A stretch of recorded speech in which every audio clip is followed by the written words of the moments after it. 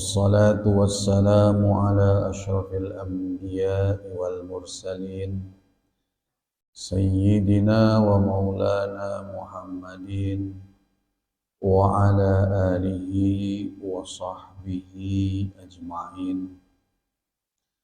سبحانك لا علم لنا إلا ما علمتنا إنك أنت العليم الحكيم. وتب علينا إنك أنت التواب الرحيم. قال رب اشرح لي صدري ويسر لي أمري واحلل عقدة من لساني yafqahu qawli. Yang saya hormati segenap pengurus Masjid Nurul Iman, jamaah sholat subuh di Masjid Nurul Iman yang insya Allah senantiasa diberikan kesehatan oleh Allah Subhanahu wa Ta'ala. Sebelum kita mulai pengajian kita, mari kita baca suratul Fatihah yang kita kirimkan kepada orang tua kita, kakek nenek kita, saudara-saudari kita yang telah mendahului kita. Mudah-mudahan Allah senantiasa kucurkan rahmat dan ampunannya kepada mereka-mereka semua. Juga kepada saudara-saudari kita yang hari ini sedang sakit, mudah-mudahan Allah angkat penyakitnya. Kita semua yang hadir di sini senantiasa mendapatkan hidayah, inayah, rahmat dan kesehatan dari Allah Subhanahu wa Ta'ala. Ala hadhihi niyyah wa ala kulli niyatin shalihah wa ila hadrati Imam An-Nawawi. Al-Fatihah. A'udzu billahi minasy syaithanir rajim. Bismillahirrahmanirrahim. Alhamdulillahi rabbil alamin arrahmanir rahim maliki yaumiddin. Iyyaka na'budu wa iyyaka nasta'in. Ihdinas siratal mustaqim. Siratal ladzina an'amta 'alaihim ghairil maghdubi 'alaihim waladdallin. Bismillahirrahmanirrahim. Qala al-mu'allif rahimahullahu ta'ala wa nafa'ana bihi wa bi'ulumihi wa 'ada 'alaina bi barakatihi amin ya rabbal alamin. Kita melanjutkan pembahasan beberapa waktu yang lalu masih pada babul ikhlas wa ihdorin niyati, masih di bab pertama, berkaitan dengan pentingnya keikhlasan, pentingnya menghadirkan niat di dalam setiap perbuatan kita. Di dalam Islam, sesuatu akan dinilai ibadah kalau ada niatnya. Sholat kalau enggak niat jadinya olahraga. Wudu kalau enggak niat jadinya hanya bersih-bersih. Mandi kalau enggak niat jadinya hanya apa? Bersih-bersih.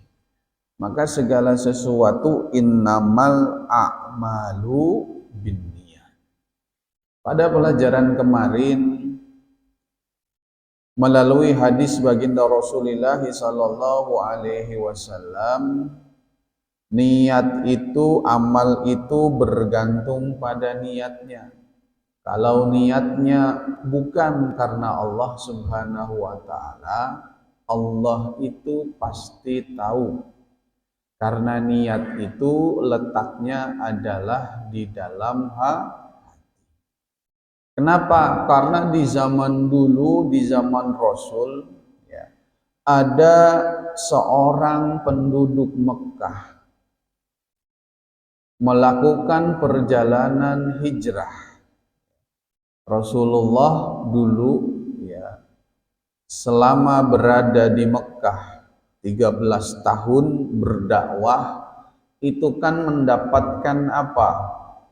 Cacian, makian, apalagi macam-macam termasuk ancaman pembunuhan.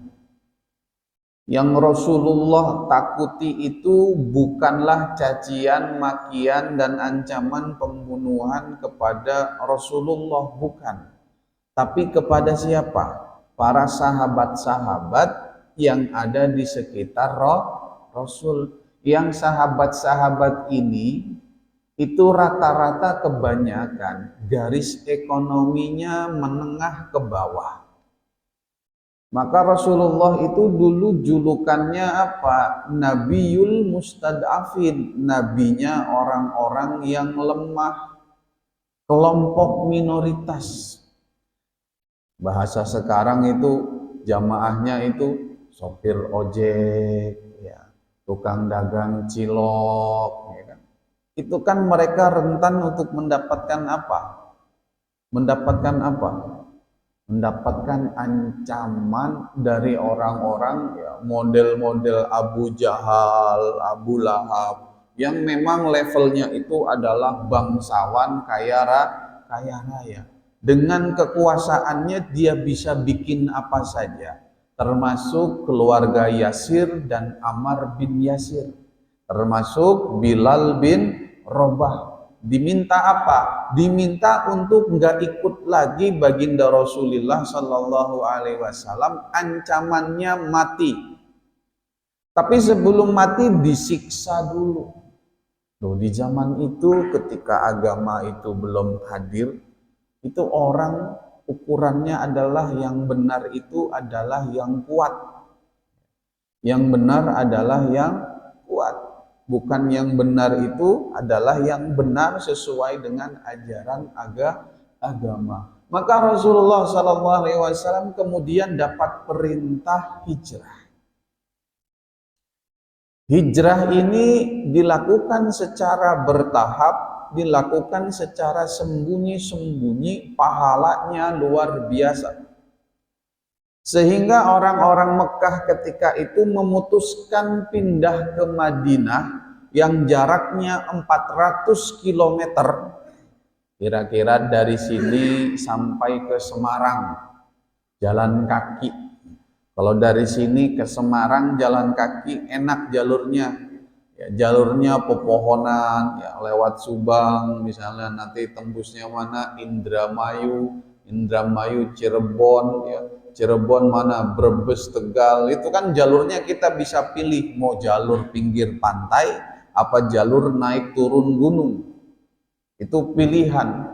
Sekarang kita ke Semarang perjalanan berapa? 6 jam lewat tol. Kalau jalan kaki gimana? Apalagi jalan kakinya dalam keadaan sembunyi. Sembunyi-sembunyi, kenapa ya? Agar tidak dikejar oleh orang-orang Mekah yang waktu itu ingin apa? Ingin membunuh Rasulullah. Maka bayangkan orang hijrah dari Mekah ke Madinah itu nggak bawa apa-apa. Bapak kalau terusir dari kampung kira-kira sempet nggak jual tanah dulu? Ketika terusir dari kampung sempet nggak jual mobil dulu? Ketika terusir dari kampung sempet gak udah sewa ruko, ya over kontrak dulu? Nggak sempet. Hitungannya apa? Jam. Maka semua itu ditinggalkan begitu saja. Istrinya nggak mau ikut, ditinggal. Anaknya nggak mau ikut, ditinggal. Mertuanya nggak mau ikut, ditinggal. Sehingga mereka meninggalkan sesuatu yang sudah mereka bangun di Mekah. Sahabat-sahabat yang lain yang punya bisnis, ya, itu ditinggal begitu saja. Coba kira-kira kalau kita tinggal di zaman Rasul waktu itu, apakah kita ikut barisan yang hijrah atau memilih tinggal di rumah? Jangan-jangan kita termasuk barisan yang lebih memilih tinggal di rumah. Kenapa? Waduh, bisnis saya gimana Pak Ustadz? Waduh, nanti anak saya, waduh, rumah saya. Kadang-kadang diajak jalan-jalan sama anaknya ke puncak aja ndak bisa tidur. Kenapa? Ingat rumahnya belum dikunci. Ini diajak meninggalkan semuanya, memulai dari nol di Madinah. Maka bayangkan ketika berada di sana dalam kondisi ekonominya ya belum stabil, bawa modal pas-pasan, sampai di sana kan seperti orang baru lagi, menata hidup lagi dari awal. Yang dagang mulai dagang lagi dengan modal seadanya. Maka orang-orang muhajirin, orang-orang yang hijrah itu nilainya, derajatnya sangat tinggi di sisi Allah Subhanahu wa ta'ala. Lah dengan adanya hijrah ini, kok ada sahabat itu yang hijrah itu dalam riwayat faman kanat hijratuhu ilallahi wa rasuli. Maka barang siapa yang niat hijrahnya betul-betul karena Allah, betul-betul untuk menegakkan agama Allah, bukan karena nggak enak sama Pak RT, bukan karena nggak enak sama Pak RW, bukan nggak enak sama Pak Lurah dan lain sebagainya. Saya nggak enak kalau nggak berangkat, nanti dikiranya begini, begini, begini. Nah, itu kan karena omongan orang lain. Ini betul-betul karena Allah Subhanahu wa ta'ala, wa man kanat hijratuhu. Tapi ada orang yang hijrah jalan 400 km 9 hari. Bayangin coba, jalan 9 hari, padang pasir, panas ya. Nggak ada tempat berteduh. Kalau di kita enak bisa neduh di Subang ya, makan pisang goreng dulu, kopi dulu, temu lagi nanti Cirebon, ya makan ikan dulu, banyak. Kalau di sana tidak ada, padang pasir semuanya. Maka ada orang yang hijratuhu lidunya, ada orang yang hijrah itu karena dunia. Apa dunianya? Awi mura'atin yang kihuha, ada wanita yang sedang dia incer yang ada di Madinah. Sehingga yang terjadi apa? Sesuatu yang nilainya luar biasa, pahalanya sungguh sangat agung, sampai ada kalimat la hijrata ba'da fathi Makkah. Sudah tidak ada lagi pahala hijrah. Sudah tidak ada lagi status hijrah yang status hijrahnya seperti hijrahnya orang dari Mekah ke Madinah. Nah, ini ada yang menyia-nyiakan kesempatan hijrahnya karena apa? Karena urusan perempuan. Sehingga apa? Dia tidak mendapatkan apa-apa kecuali apa yang dia niatkan. Makanya menata hati itu paling berat. Ada orang yang satu berangkat ke masjid, tujuannya apa? Murni untuk beribadah kepada Allah Subhanahu wa ta'ala. Tapi ada yang berangkat ke masjid, gak enak, mertua saya udah jalan, masa saya di rumah, dia pulang, saya masih di kamar, saya masih di rumah. Gak enak sama mertua. Maka nanti di akhirat begitu ditimbang amalnya, urusannya, oh ini sholatnya karena mertua, sudah beda.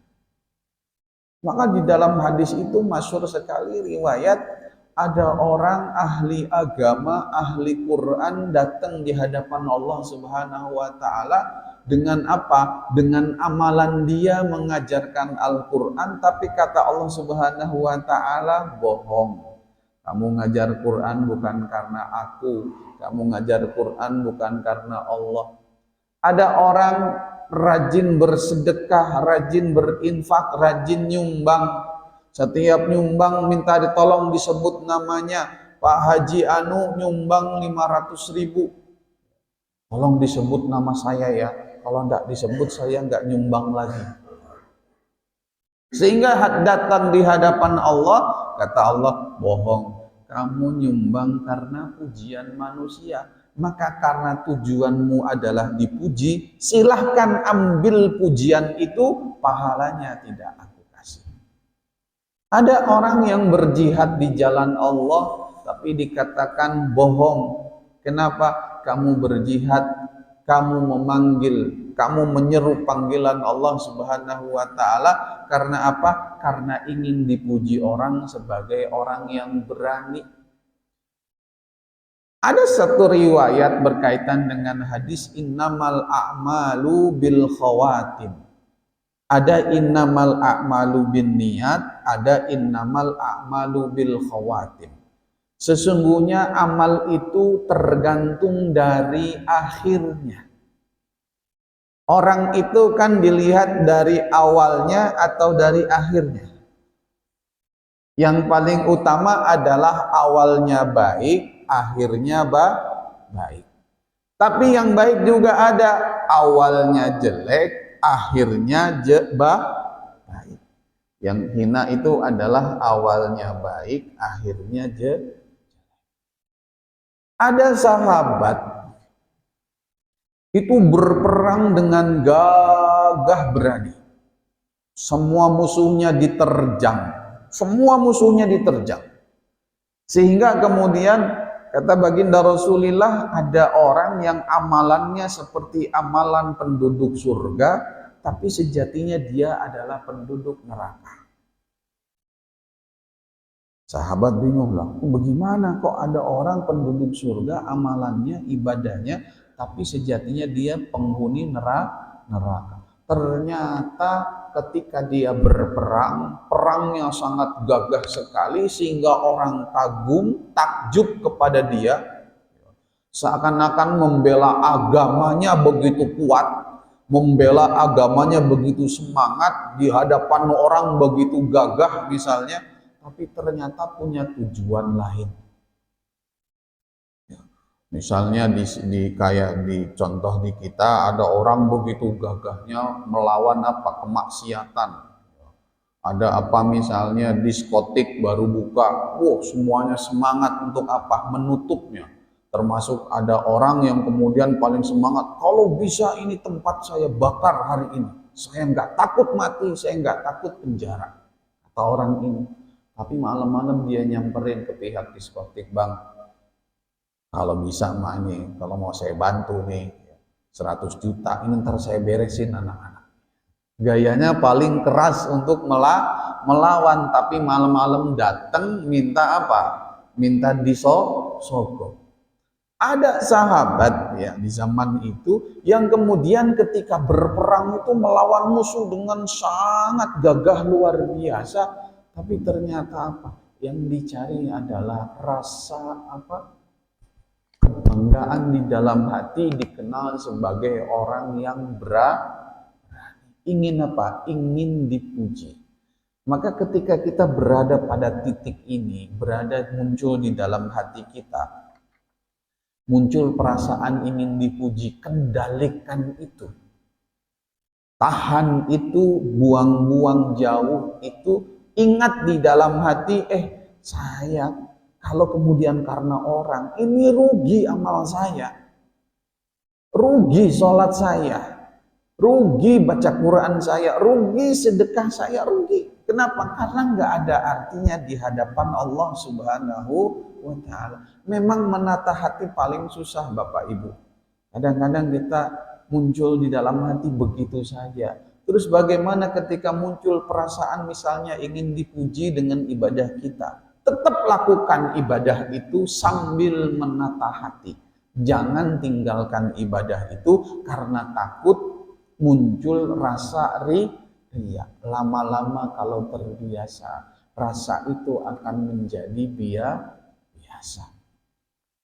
Ada kisah seorang ulama besar namanya Syekh Sirri As-Saqati atau Syekh Sari As-Saqati. Beliau adalah orang yang selama 30 tahun itu sholat Jumat di belakang imam. Sholat Jumat di belakang imam 30 tahun. Ya, kita kadang-kadang sholat Jumat kalau perlu nunggu khotibnya khutbah kedua baru jalan. Kadang-kadang nunggu apa? Nunggu Qomat dulu baru jalan. Ini beliau kira-kira jam 10 sudah di masjid selama 30 tahun. Sholat di belakang imam. Orang sudah tahu tempat itu punya Syekh Sarri As-Saqati. Maka di satu hari Jumat itu, ada tetangganya yang meninggal dunia. Karena ada tetangga yang meninggal dunia, di zaman itu tetangga antar satu rumah dengan rumah lain itu jauh, Pak. Saya waktu di Saudi dulu, di Jeddah itu jarak antar satu rumah dengan rumah lain itu harus naik mobil. Kenapa ya? Karena memang kalau orang-orang kan lihatnya di kota, tapi kalau sudah masuk kampung-kampung, Pak, yang di Arab Saudi itu jaraknya jauh-jauh. Saya sampai sholat Jumat itu pakai mobil. Kenapa? Jaraknya hampir 10 kilo. Kalau jalan saya, waduh, sampai masjid jam berapa? Itu jaraknya jauh-jauh sehingga ketika ada orang meninggal dunia, ya memang perlu waktu. Syekh Sarri As-Saqati ini ketika ada tetangganya meninggal dunia, kemudian mengurusinya, ya, menyolatinya, menguburkannya, sampai kemudian apa? Tertinggal sholat Jumat di mana beliau selalu datang pertama kali. Ini datang ketika khotib sudah naik mimbar. Begitu sampai di masjid ngelihat khotib sudah naik mimbar, buat kita itu satu hal yang biasa-biasa saja. Tapi buat orang yang istiqomah selama 30 tahun, muncul di dalam hatinya, tuh, ini pandangan orang bagaimana ini? Kok namanya Syekh Sarri As-Saqati datang ke masjid belakangan setelah khotib naik mimbar? Biasanya saya ada di depan, kira-kira orang ngelihat saya gimana ini? Muncul perasaan apa? Khawatir dengan pandangan orang. Khawatir dengan pandangan orang, memandang kita biasa ada di depan. Pak Bambang misalnya selalu ada di depan, Pak Nur Salim misalnya selalu ada di depan, tapi tiba-tiba nggak bisa ada di depan, adanya di luar. Terus muncul perasaan, ketua DKM kok di luar, nanti omongan orang bagaimana? Muncul perasaan kalau kemudian orang-orang ini apa? Berpikir yang lain-lain. Akhirnya apa? Terpengaruh dengan pandangan manusia. Kayak kita lah. Datang sholat Jumat, orang-orang sudah pada duduk, kita sholat sunnah, Allahu Akbar. Ketika sholat apa yang terjadi? Dalam hati kita, saya sholatnya jangan cepet-cepet, ini nggak enak dilihat. Sholatnya lamain dikit. Muncul perasaan di dalam hati. Sehingga ketika kita bicara pada persoalan hati ini adalah persoalan yang rumit. Persoalan yang ada di dalam hati kita ini itu muncul begitu saja. Syekh Sarri As-Saqati kemudian begitu muncul perasaan, nanti gimana orang ngelihat saya, kok saya ada di luar, biasanya saya ada di depan, saya ini ulama besar, kok ada di belakang bukan ada di depan. Padahal ya, orang itu tahu bahwa Syekh Sarri habis apa? Menguburkan orang. Beliau ketika itu kemudian sadar, loh, kok ternyata 30 tahun saya masih mikirin pandangan orang lain. Ini keliru. Sehingga apa yang terjadi? 30 tahun itu setelahnya beliau minta ampun kepada Allah Subhanahu wa Ta'ala karena masih berpikir apa? Omongan orang.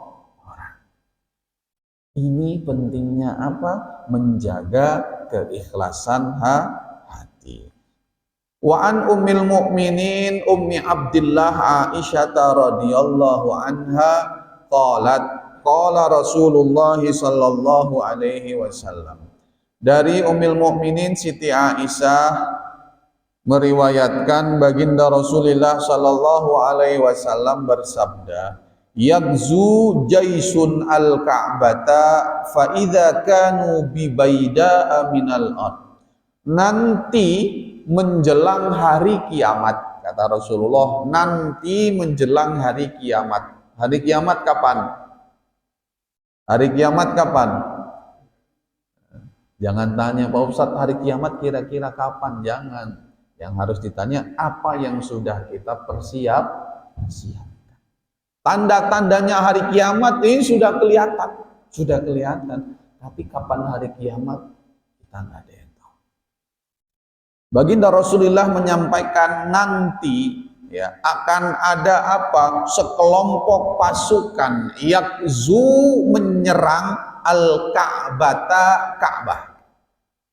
Tanda-tanda kiamat salah satunya adalah ada sekelompok tentara menyerang untuk menghancurkan Ka'bah. Ya. Sekarang kan Ka'bah dianggap sebagai simbol persatuan umat Islam. Mau dia NU, mau dia Muhammadiyah, ya. Mau dia Syiah, mau dia Salafi, mau dia macam-macam itu kan semua kiblatnya sama yaitu Ka'bah. Ini kalau ngajak ribut orang Islam sedunia paling gampang apa? Ngancurin Ka'bah. Nanti pada akhirnya akan seperti itu. Sekarang itu negara-negara sudah saling rudal satu sama lain sampai sekarang. Maka kata Rasulullah nanti ya tanda-tanda hari kiamat Ka'bah itu diserang.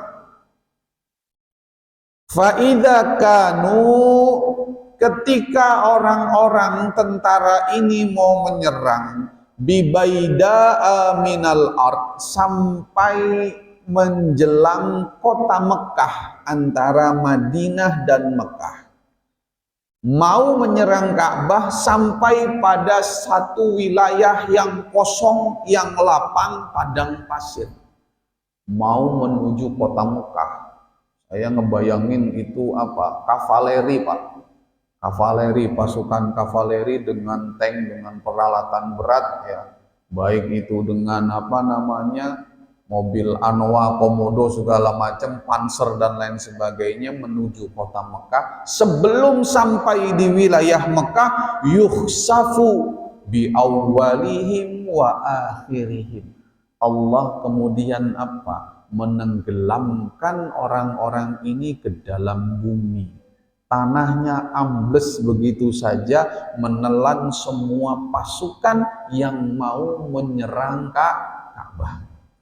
Ini kalau kita ngaji tanda-tanda kiamat ini memang betul-betul menambah iman. Aduh, ini kalau kiamat bagaimana Pak Ustadz? Saya sampaikan kiamat itu biasanya hari Jumat. Biasanya kiamat itu dikatakan dalam riwayat itu adalah jatuh pada hari Jumat. Ini sekarang hari apa? Hari Minggu, berarti sudah lewat kemarin kan? Mungkin berarti Jumat depan.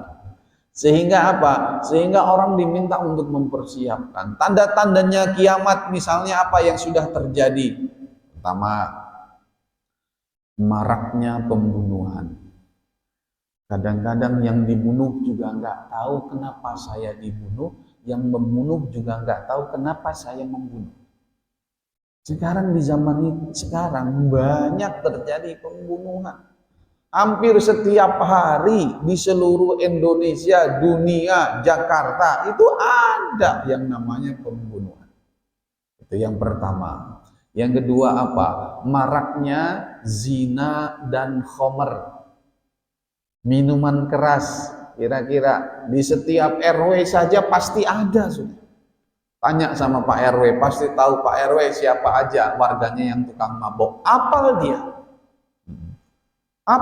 Oh si Anu punya uang dikit belinya anggur merah.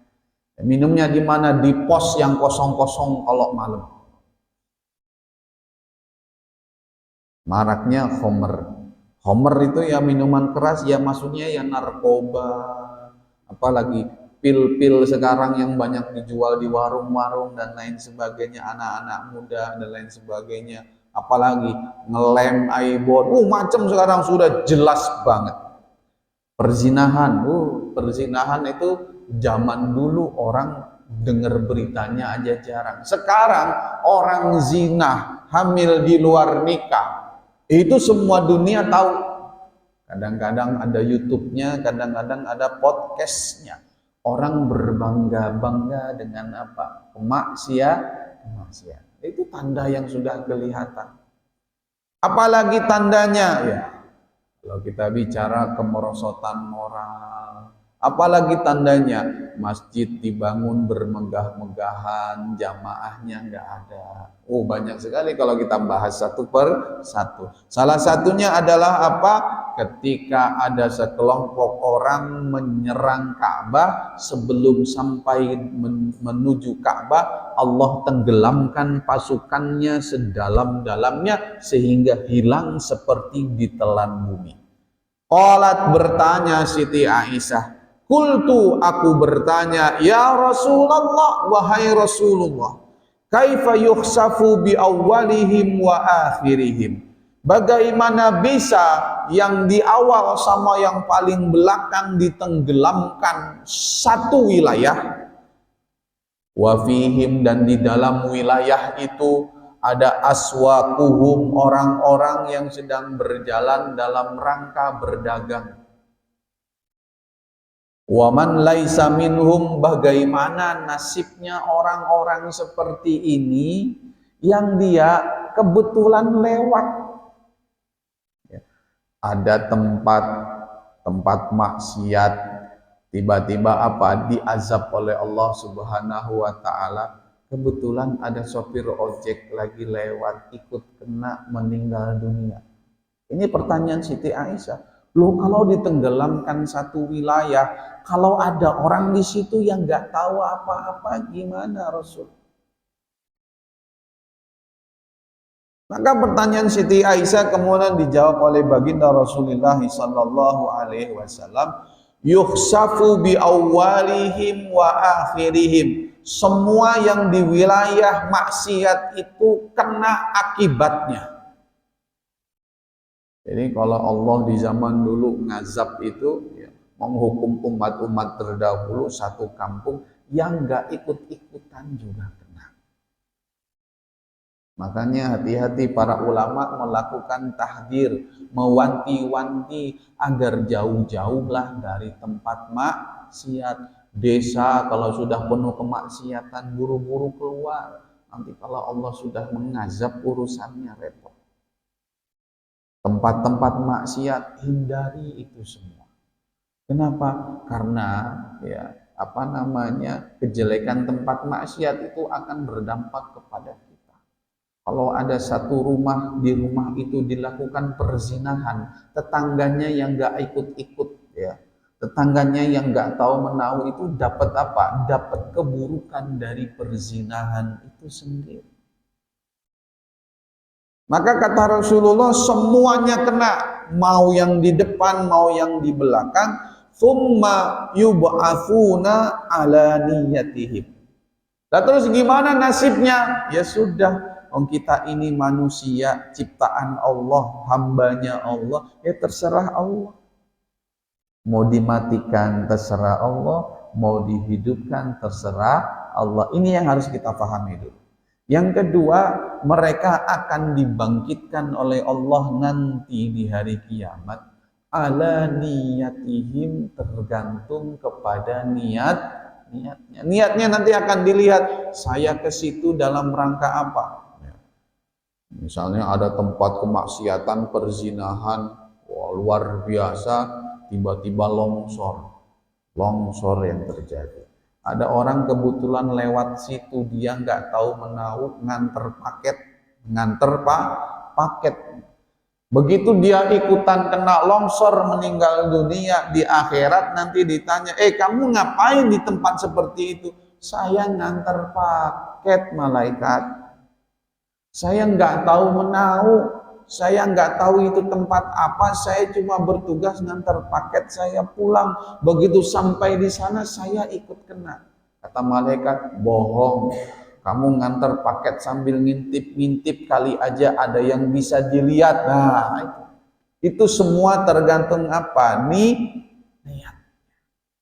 Makanya niat itu betul-betul harus kita tata. Wa an Aisyah radhiyallahu anha qalat qala an-nabi sallallahu alaihi wasallam, dari Siti Aisyah lagi Rasulullah bersabda, la hijrata ba'dal fathi, tidak ada lagi hijrah setelah Fathu Makkah, walakin jihadun wa niyatun wa idastunfirtum fanfiru, tidak ada lagi hijrah setelah Fathu Makkah, yang ada adalah pahala yang sama, yaitu jihadun wa niyatun, jihad membela agama Allah. Membela agama Allah itu sekarang konteksnya bukan perang lagi, Pak. Itu sudah keliru kalau orang itu mengartikan kemudian jihad itu membunuh orang lain, itu keliru. Sekarang ada juga mesti kelompok-kelompok yang sangat kecil itu berpikiran pokoknya kita harus melakukan jihad, Pak Ustadz. Apa jihadnya? Memerangi orang-orang yang gak suka sama Islam. Kayak gimana? Mereka yang bermaksiat, Pak Ustadz, kita bom aja. Ini keliru. Jihad sekarang itu berjuang di jalan Allah di bidang apa? Pendidikan. Berjuang di jalan Allah di bidang apa? Membantu orang-orang miskin. Berjuang di jalan Allah itu apa? Membantu orang-orang agar tidak terkena pinjol. Apalagi sekarang itu bank keliling. Membantu apa? Berjihad sekarang apa? Membantu orang-orang yang susah. Rumahnya mau ambruk direnovasi. Itu jihad. Jadi jihad itu jangan diartikan semata-mata itu dengan pedang. Dan itu semua dinilai dengan niat. Sekarang coba, dalam satu RT itu kalau disurvei, itu yang terkena pinjol itu berapa banyak? Yang terkena bank keliling itu berapa banyak? Makanya saya tuh di Masjid Nurul Huda, hari ini sebenarnya ada subuh gabungan Pak Salib di Nurul Huda. Hisab, ya malam murab, ada 400 orang subuh ini. Makanya tadi saya agak telat. Saya tidak hadir di sana karena apa? Karena saya harus ngisi di sini. Mala yatimul wajib illa bihi fahuwa wajib. Kalau saya hadir di sana, di sini nggak ada nanti ngaji. Tapi kalau saya nggak hadir di sana tetap ngaji. Maka saya lebih milih ke sini. Nah, ini di Masjid Nurul Huda itu saya sedang menyiapkan semacam bantuan tidak berbunga kepada pedagang-pedagang UMKM jamaah masjid. Kita kebetulan ada dana ya 100 juta yang bisa dipakai itu ya dari para munfikin, orang-orang yang berinfak. Yang 100 juta ini rencana kita mau kita berikan dalam bentuk bantuan modal, satu orang pedagang 2 juta. Dikasih pinjaman satu orang pedagang 2 juta. Untuk apa? Untuk mengembangkan usahanya. Bayarnya bagaimana? Dia cukup cicil per bulan 200 ribu. Itu temunya 10 bulan. Kalau per minggu berapa? 50 ribu. Dia bayar per minggu 50 ribu. Jaminannya apa? Enggak ada. Bunganya apa? Enggak ada. Administrasinya apa? Enggak ada. Murni apa? Membantu pedagang. Nanti kalau 2 jutanya itu dia beres ya, maka dia nanti bisa pinjam lagi naik 3 juta. Maka dia naik lagi 4 juta. Kalau nggak beres cukup di blacklist saja. Kata anak-anak, nggak bisa Pak Ustadz, 2 juta itu harus kembali. Nah terus kalau orang nggak bisa bayar gimana? Wong kita nggak ada jaminan. Kata anak-anak, pajang aja fotonya Pak Ustadz di masjid. Ini dalam rangka apa? Bahwa masjid itu membantu warga sekitar. Loh sekarang pedagang itu hampir semua kena bank keliling. Dagang lagi susah sekarang Pak. Ya, dagang lagi susah. Ya, yang dagang makin banyak, yang beli makin sedikit. Saya pernah ngitung iseng Pak dari Jalan Juanda sampai ke rumah saya. ada 17 warung nasi Padang. Dari Juanda sampai ke rumah saya, 17 warung nasi Padang. Saya suka ngitung itu sama istri saya. Saya belum ngitung aja ini polisi tidur dari Masjid Nurul Iman sampai ke depan. Yang pernah saya hitung polisi tidur di Jalan Pelni sampai ke Juanda. Itu ada 21 polisi tidur. Banyak banget polisi tidur ini. Mau ngapain sih polisi tidur di situ? 17 warung nasi Padang. Ini baru warung nasi Padang, belum warung bakso, belum warung mie ayam, belum warung nasi uduk, belum warung Tegal, warteg, belum warung-warung kecil. Nasi goreng belum masuk, apalagi soto mie belum masuk, bubur ayam belum masuk, ayam bakar belum masuk. Bayangkan Pak, yang dagang sebegitu besarnya, sebegitu banyaknya, sementara yang beli itu juga. Apalagi sekarang yang beli sudah banyak di PHK, sudah banyak pengurangan. Kan yang beli di warung-warung itu kan UMKM itu kan ya apa? Pekerja-pekerja. Ya rumah tangga ya kadang-kadang juga beli. Sehingga ketika yang jual semakin banyak, yang beli semakin sedikit, pedagangnya ngeluh atau tidak? Ngeluh. Coba nanti disurvei Pak Nur Salim dari ujung ke ujung, itu pasti isinya keluhan semuanya. Gimana nggak mengeluh? Iya Pak Ustadz, dulu saya buka warung Padang rame banget. Iya Bu, dulu 100 orang, 30-nya beli di warung Ibu. Sekarang 100 orang itu dibagi sama 17 warung nasi Padang. Yang dicari apa? Paket 10.000 nanti yang rame. Nasi Padang kalau 10.000 untungnya berapa? Orang jual es teh manis saja 3.000. Kadang-kadang diobral kalau hari Jumat berkah. Es teh manis beli 1 gratis 1. Berarti harganya 1.500 dong. Saya mikir, ini untungnya berapa? Maka pedagang-pedagang itu ya paling rentan kena apa? Kena bank. Dekat tempat saya ada orang dagang nasi uduk, hampir berapa hari sekali bank keliling datang nagih. Itu pun nagihnya kadang-kadang mohon maaf bikin malu, sengaja bikin malu yang ditagih dengan teriak-teriak agar tetangganya tak tahu. Makanya saya bilang ayo kita segera bikin ini mumpung ada apa? Ada sesuatu. Ini jihad kita. Jihad itu ya banyak macamnya. Salah satunya ya ini. Ya jihad itu tergantung dengan kondisi wilayah masing-masing dan itu bergantung pada apa? Pada niat kita. Ini yang paling penting, menjaga apa? Menjaga hati. Wa an Abi Abdillah Jabir bin Abdillah An-Ansari radhiyallahu anhu maqala. Ini biar kita bisa selesai bab niat ini.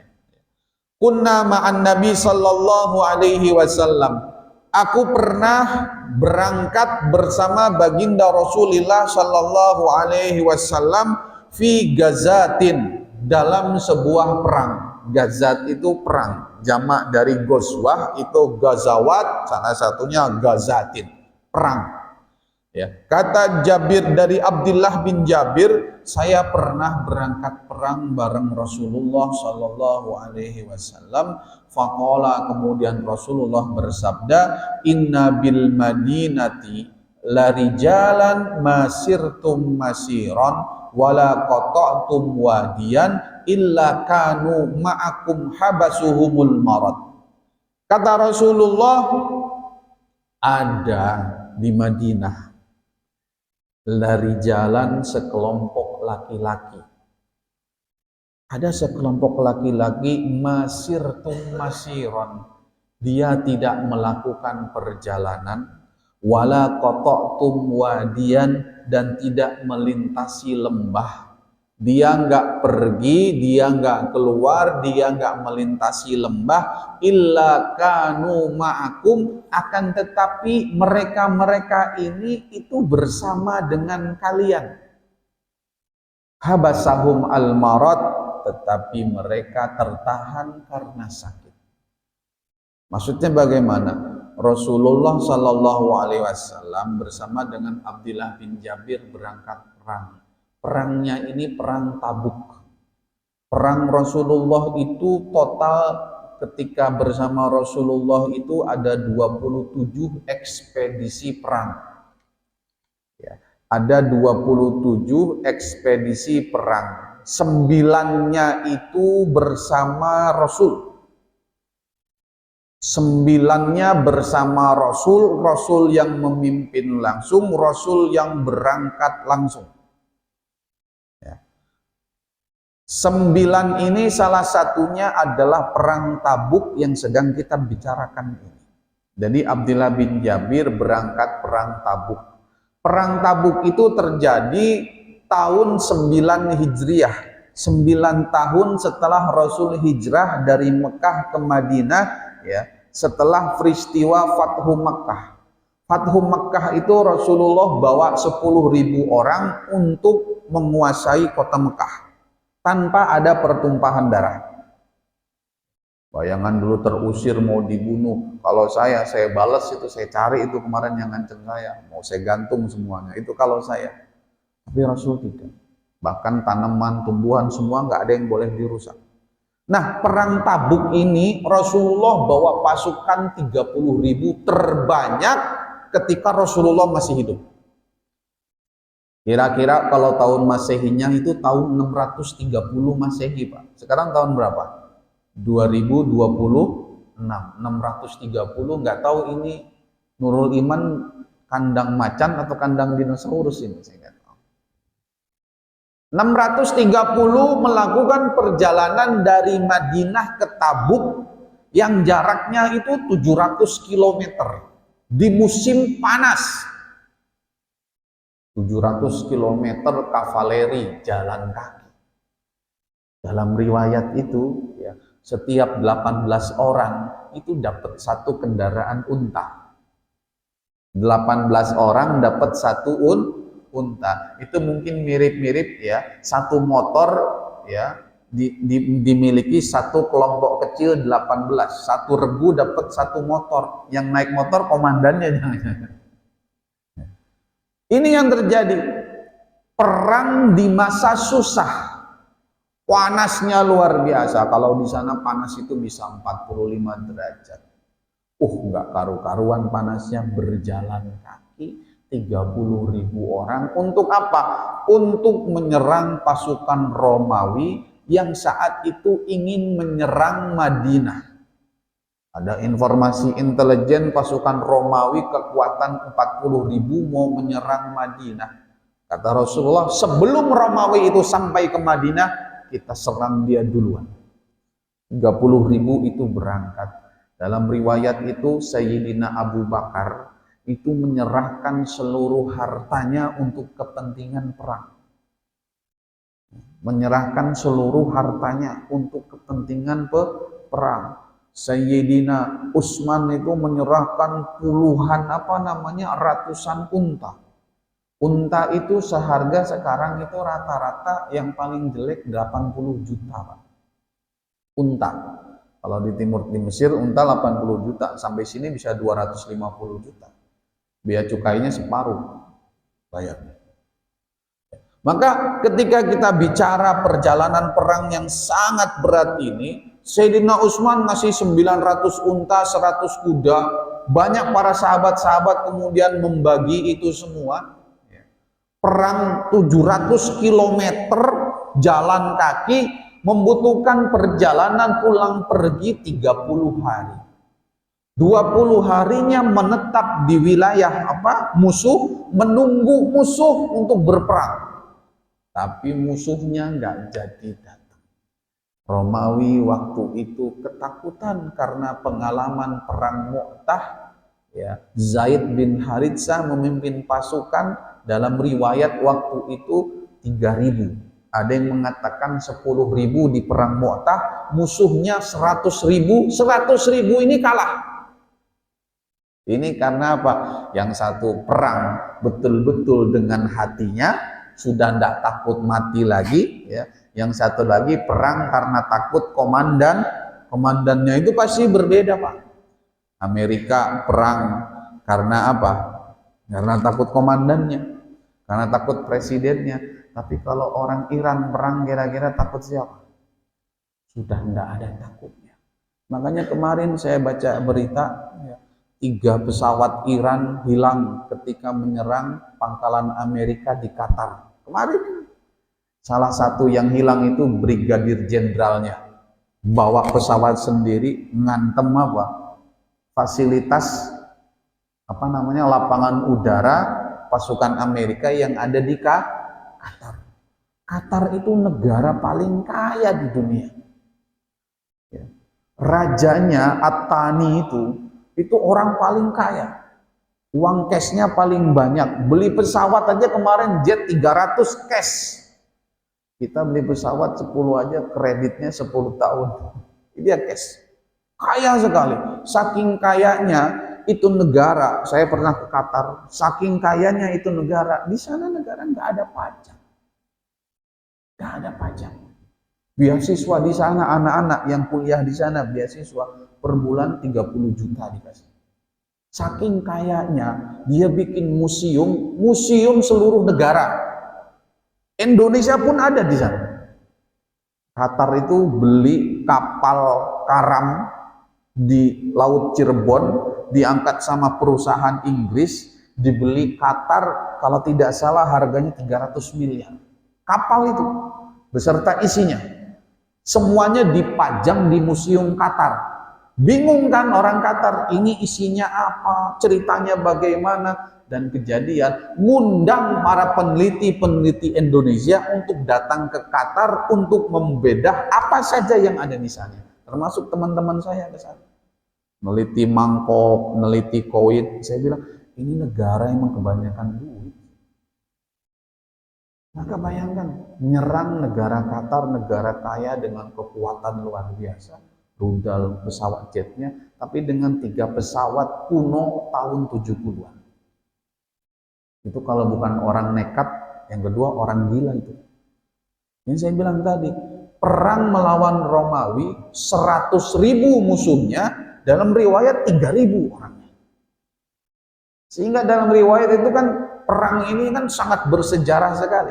Ada yang mengatakan, itu bisa-bisanya Islam aja itu 10.000 itu. Saya sudah ke sana Pak, saya sudah ke Mu'tah. Saya ngelihat lokasi perangnya. Saya berziarah ke makam Abdullah bin Rawahah, ke makam Ja'far bin Abi Thalib, para panglima pasukan yang meninggal dunia ketika berperang di sana. Maka setelah peristiwa ini, Romawi takut dengan pasukan Islam. Begitu mendengar mereka menyiapkan 40.000, Rasul datang dengan 30.000, 40.000 ini gak jadi berangkat. Nah kemarin 3.000 aja kita kalah, ini 30.000. Tapi ternyata kata Rasulullah berkaitan dengan hadis ini, kata Rasulullah di Madinah itu ada sekelompok orang, mereka nggak ikut perang sama kita, mereka nggak ikut melewati lembah gunung bersama kita, tapi mereka pahalanya sama dengan pahala kita. Loh kenapa kok bisa begitu? Habasahum al-marad. Mereka nggak bisa berangkat karena memang mereka nggak bisa berangkat. Ada yang sakit. Di sini disebutkan adalah sakit, bukan yang pura-pura sakit. Zaman Rasul dulu banyak orang yang imannya nggak kuat, diajak perang alasannya banyak-banyak. Nanti dulu Rasul, cucu saya masih kecil. Nanti dulu Rasul, anak saya lagi sakit. Nanti dulu Rasul, kaki saya keseleo. Nanti dulu Rasul kolesterol lagi naik. Pokoknya ada aja alasannya. Kenapa? Biar nggak berangkat ke perang. Maka di zaman itu kaum muslimin yang nggak berani berangkat perang itu hina sekali. Hina sekali. Sebagai apa? Sebagai pengecut dalam agama. Kenapa? Yang lain berangkat, dia memilih tidak berangkat. Orang sehat, waras, kuat. Ya, kalau di zaman dulu perang dengan Belanda, ya, anak muda kalau tidak berani itu kira-kira bagaimana? Kecuali orang tua, orang sakit, perempuan, anak. Maka kata Rasulullah, mereka pahalanya sama seperti kita. Mereka ingin berangkat, tapi mereka tertahan karena sakitnya. Dalam riwayat ini perang Tabuk, ada sahabat namanya Ka'ab bin Malik. Ka'ab bin Malik ini orang yang ikut perang Rasulullah Shallallahu Alaihi Wasallam. Tapi perang Tabuk ini ketika mau berangkat itu dia mundur-mundur. Mundur-mundur itu ntar dulu, ini persiapan dulu, nunggu dulu, ini manasin motor, nyuci mobil dulu. Pokoknya mau acara tuh ada aja yang dia kerjain, ntar juga saya berangkat itu belum jalan. Ternyata ketika dia mau berangkat, pasukan sudah jalan, tertinggal jauh, nggak jadi nyusul. Perintahnya jelas, orang yang membuat alasan baru untuk tidak ikut perang itu nanti dapat hukuman dari Allah Subhanahu wa taala. Dalam riwayat ini ada namanya Ka'ab bin Malik, Hilal bin Umayyah, kemudian Murarah bin Ar-Rabi, 3 orang dihukum 50 hari oleh Rasulullah. Istrinya harus tinggalkan dia. Tinggalkan itu maksudnya tidak melayani dia. Kemudian teman-teman tetangganya nggak boleh ngajak ngomong dia. Rasulullah bahkan tidak sudi bertemu muka. Bayangin itu, dikucilkan 50 hari. Sampai kapan? Sampai turun perintah dari Allah Subhanahu wa taala, baru orang-orang ini apa? Diampuni. Ternyata Allah kemudian mengampuni 3 orang ini yang kemudian diabadikan di dalam surat At-Taubah ayat 118. Jadi di zaman itu orang ninggalin perang itu hinanya luar biasa. Orang kabur dari perang itu murtad. Orang kabur dari perang itu murtad, boleh dihukum mati. Orang lagi perang dia kabur. Ini bapak-bapak yang tentara pasti tahu. Pasti tidak benci banget sama temen yang ikut perang kabur duluan, itu benci banget gitu. Itu nggak sesuai dengan jiwa korsa kalau sekarang gitu kan. Ya. Sehingga kemudian Rasulullah mengatakan pahalanya sama. Kenapa? Karena niatnya ikut perang tapi tertahan apa? Tertahan oleh sakit. Inilah betapa pentingnya niat. Innallaha la yanduru ila aswarikum wa la yanduru ila adsamikum walakin yanduru ila qulubikum. Allah tidak lihat bentuk rupa kamu, Allah tidak lihat pakaian kamu, Allah tidak lihat fisik kamu, Allah tidak lihat cantik ganteng kamu, Allah tidak lihat merek baju kamu. Tidak, yang dilihat apa? Yanduru ila qulubikum, Allah akan lihat hati kamu. Ini persoalan yang sangat penting. Maka persoalan niat dibahas di bagian awal. Kita akan lanjutkan pada pertemuan berikutnya. Masih banyak hadis yang berkaitan dengan niat. Mudah-mudahan hadis-hadis ini betul-betul membuat kita menjaga niat kita dalam beribadah. Jangan sampai 70 tahun, 60 tahun kita beribadah, kita hidup, ternyata ada niat yang salah di dalam ibadah kita. Ini tanda-tanda orang-orang yang betul-betul merugi di dalam hidup. Sebelum saya tutup, apakah ada pertanyaan? Cukup? Alhamdulillah. Kalau tidak ada pertanyaan berarti sudah paham semuanya. Al-Fatihah. A'udzubillahi minasyaitonirrajim. Bismillahirrahmanirrahim. Alhamdulillahirabbil alamin arrahmanir rahim maliki yaumiddin.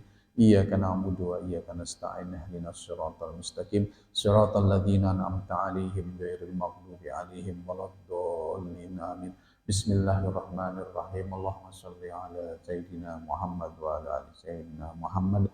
Allahumma inni astaudi'uka ma 'allamtanihi fardudhu ilayya inda hajati ilaihi wa la tansanihi ya rabbal alamin. Allahumma jal hadza jam'ana jam'an marhuma wa tafarruqana min ba'dihi tafarruqan ma'suma. Wa sallallahu ala sayyidina Muhammadin wa ala ali sayyidina Muhammad walhamdulillahi rabbil alamin. Subhanakallahumma wa bihamdika asyhadu an la ilaha illa anta astaghfiruka wa atubu ilaik. Terima kasih. Wassalamualaikum warahmatullahi wabarakatuh.